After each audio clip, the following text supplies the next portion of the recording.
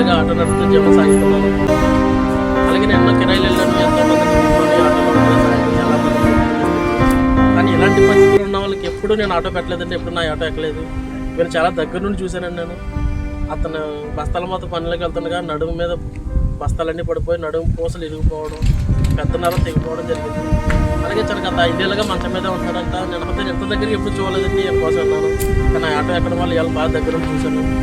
వీళ్ళు నేను ఇలా చూసిన తర్వాత కుటుంబ పోషణ అంతా కూడా ఇల్లు కూడా లేని పరిస్థితి అండి. అది ఇల్లు ఆడవాడి మీదే ఆధారపడి గడుపుతుంది. చాలా ఇబ్బంది పడుతున్నాను. వీళ్ళు చూసిన తర్వాత ఏదైనా సహాయం చేయాలనిపించింది.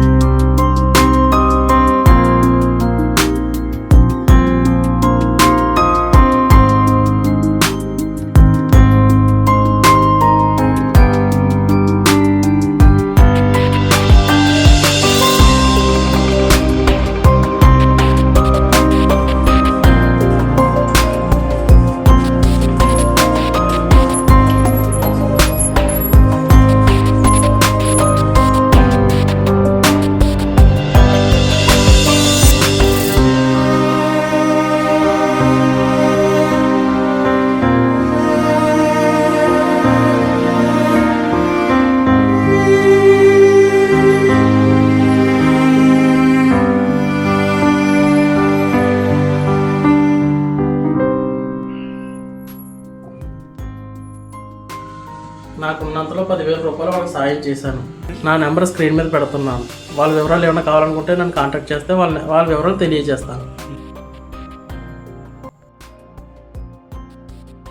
పరిస్థితి దుఃఖకరమే, బాధాకరమైనప్పటికీ వారిని మీరు మనోధైర్యంతో నింపారు. అందుని బట్టి వందనాలు.